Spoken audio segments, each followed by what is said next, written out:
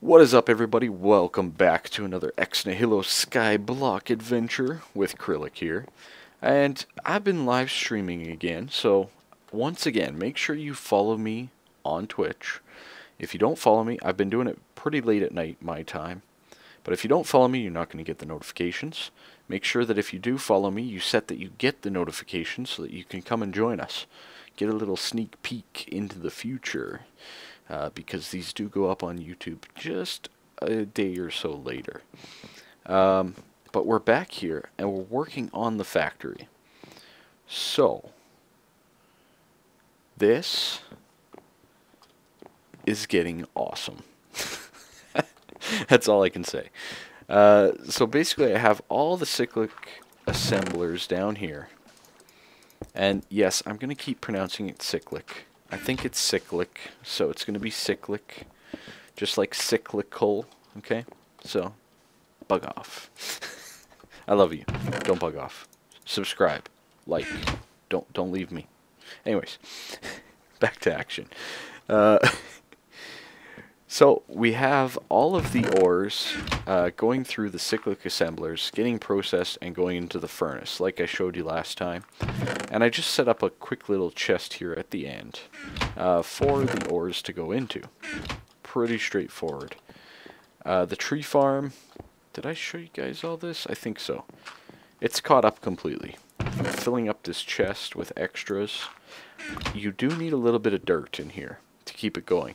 You have a very rare chance of getting sand when it harvests the tree, and you got to keep it nice and clean. Okay. So that's one issue. I wouldn't recommend having this farm running completely while you're off, you know, like AFK or this and that without some dirt. All right.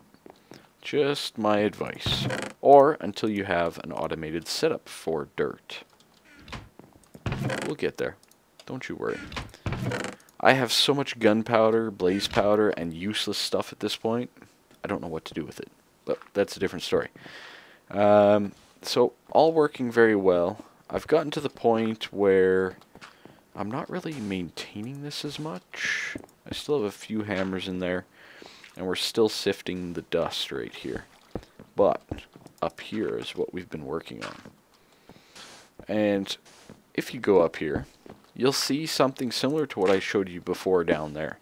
We have an igneous extruder going into an autonomous activator, placing a cobble that drops into the hopper when this guy hammers it. These are the ones where the hammers, I'm going to automate the hammers to automatically go in when one breaks. Okay.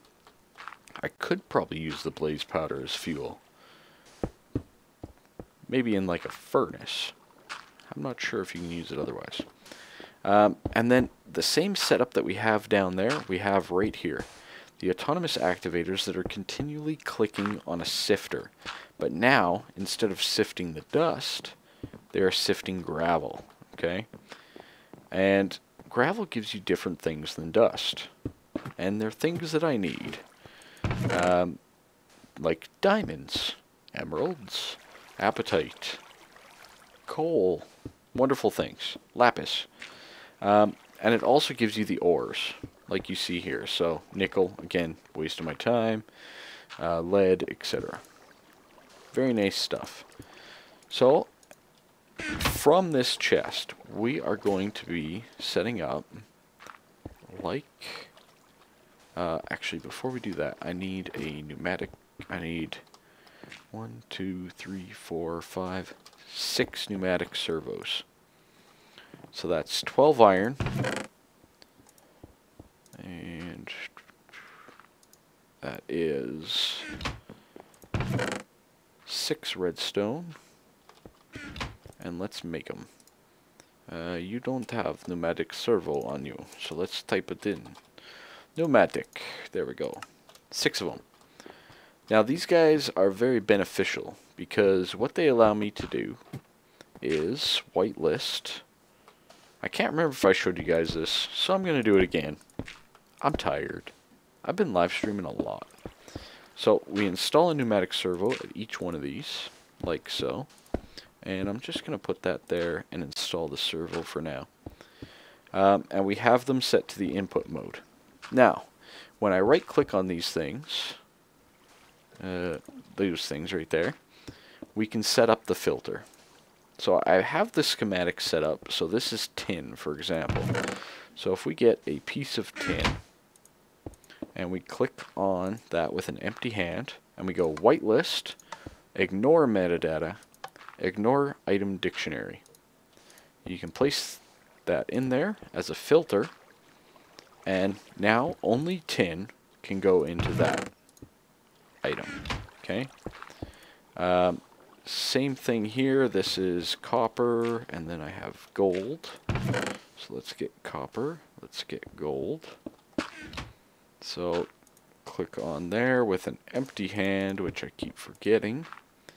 So this is copper, whitelist, click, click, click. Just like that. This will be gold. Click, click, click. There we go. And if you don't understand the difference between a whitelist and a blacklist, I can't help you. I'm sorry. There we go.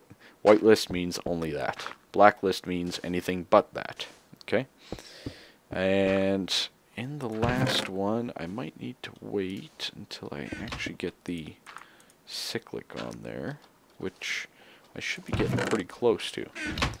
Now, one thing here, I'm going to put down this and try to have fast fingers, like so. Okay? This one here is iron, so we're going to install the pneumatic servo, and we're going to do the same thing, whitelist for the iron, like that. Now, when I click this back on, we are going to see this chest start to, start to pull out. Okay, it's pulling out the items that it has a home for. Okay, so anything that it can find a location for, it is pulling those items, and our cyclic assemblers are now constructing them. Okay, now I have the item ducts behind here ready to pull out of the engines, but obviously they have nowhere to go yet, so they're not going anywhere. They're staying put. But we have that all automated up, which is very nice. Very good. Very good. I have a severe lack of tin at the moment, but what can you do?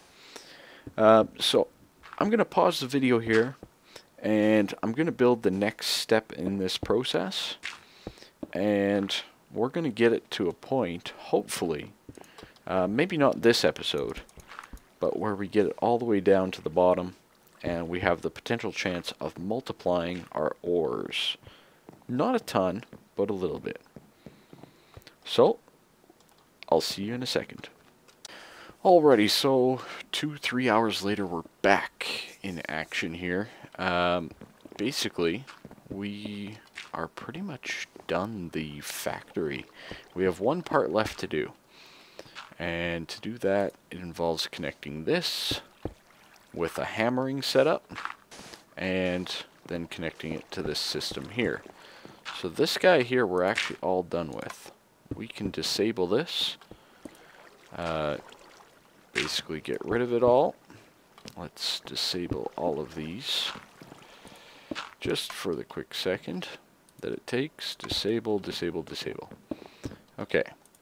We can pull and get all of this back. We don't need any of it now. And I'm actually going to steal these autonomous activators just to save on some resources.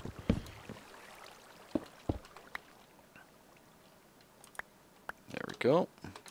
Get our hopper back. Those are very valuable. And our chest. Okay, so there we go. So basically what we have at this point is we have this one item duct here. And this guy needs to come into some autonomous activators, which need to basically hammer the output of these cyclic assemblers. Okay, so if I take these autonomous and I put one there, and let's get a little bit of wood going. One there. We'll go like this. We're getting a little cramped for space here, and we'll do one there.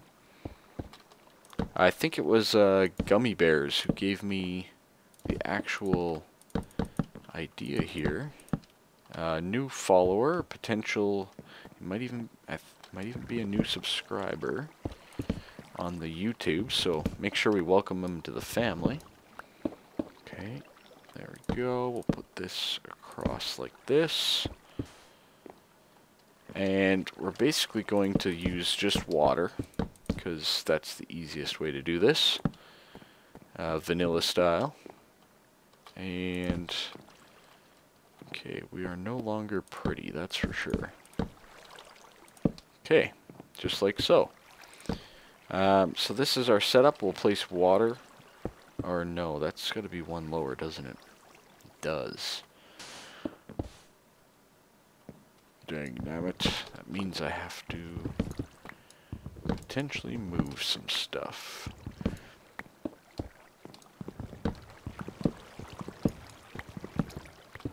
That's not a big deal. I wanted to move it anyways. So if this is one lower, let me just make sure it all works. One lower, water comes in. Yeah, it lines it up. No, not quite, right?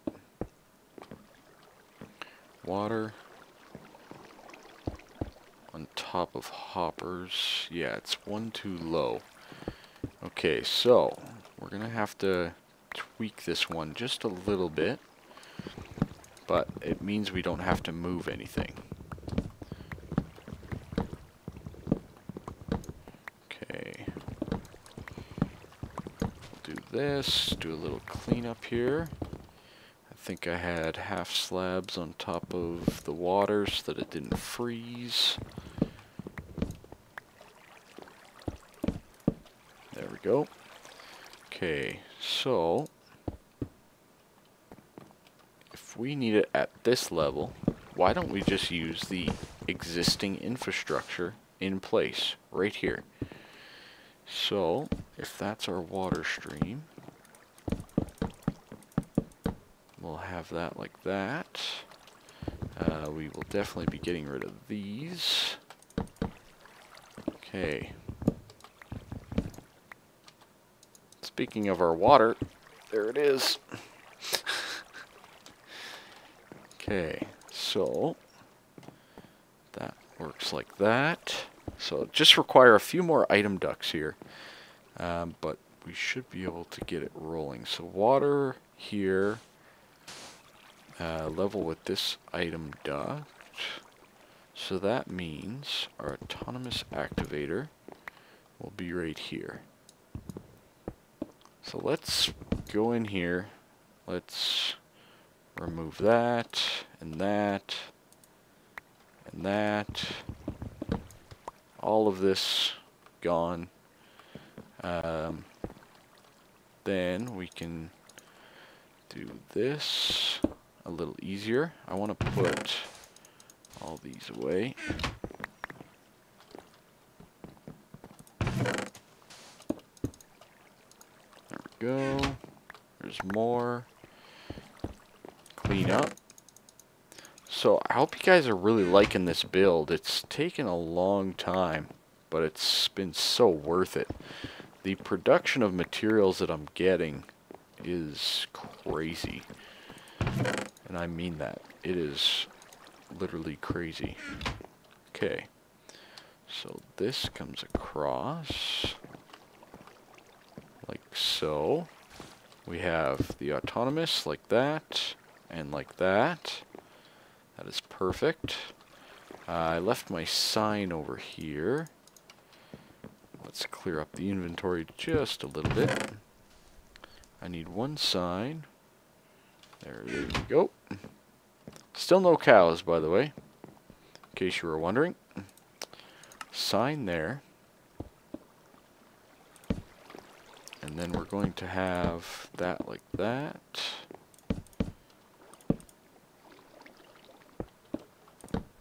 that. This will be covered all up. Like so. And then we're going to have our water right back there. So basically how this will work, because what's going to end up in here is actually sand, so it's going to be affected by gravity. When we place it, it'll sit on the sign. And then this guy, with left click active, will have a whole bunch of these stone hammers yet again. And it will hammer the sand, and all the items will drop down into the water, ready to be sent away for processing. So let's get in here. I'm gonna have so many leftovers, but oh, come back to me. No, victim of Skyblock. Okay, get these. So we'll use this chest still. Same chest. We're a little far away. This is too low, isn't it? Oh no. They might be iron. I just didn't want to make iron hammers while I still needed iron. That's one too low still. Okay, let me figure this out, and I'll be right back. Okay, everybody, so it looks like we are in complete production. For the most part, there's a couple tweaks that I still need to make. Next episode, we're going to look to automate the production of the hammers to get this to all work nicely. Basically, using the wood from the tree farm and an igneous extruder, we can make that happen, no problem. I might need to put a cover on this, because some of them might actually land here. I raised up the whole channel here a little bit, one block. What are you doing? What are you doing there? Get out of here. So we basically just are using water. We have hoppers leading into the chest. And everything from the start all the way down to the finish is completely automated for the 6 main metals. So, except for this stuff, we have the iron, the gold, the tin, all that stuff fully automated, ending up down, multiplying as we go, and into our furnaces eventually, and into this chest. Whew. This was an amazing project. It really was.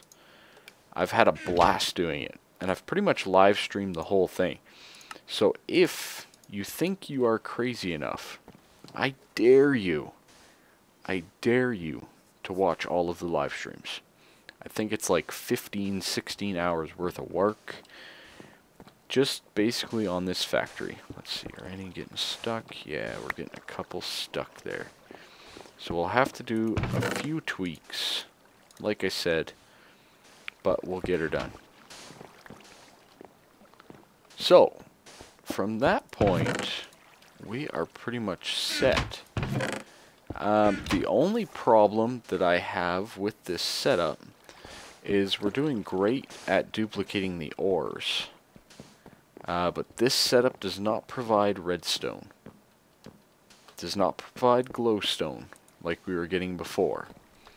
So we'll have to set up a little mini factory maybe beside it to get those dusts, because you actually have to sift the dust itself, whereas we are sifting gravel, sifting the production of gravel, or sorry, sifting gravel, hammering the production of the gravel, hammering the production of the sand to get to the pulverized state. Okay. It's a little bulky at the moment. I probably could have shrunk it down. You could probably make it go taller and shrink it down a little bit. I'm going to adjust the power cables and do a little bit of cleaning up. Probably next time I'm on the world. For the most part, this front is just beautiful. You know, if I can cover up all these pipes and kind of make it a nice wall of cyclic assemblers, and then we change the extra outputs to be at different locations, we could be looking at a pretty nice setup. Kind of make it a tower, make it our little factory building. But anyways, thanks for watching, everybody.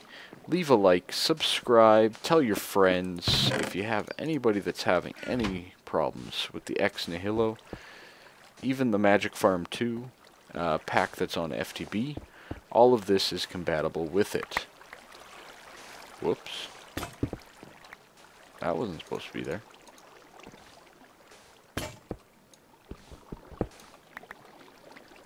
But if you have any problems like that, feel free to tell them to come and check out my channel.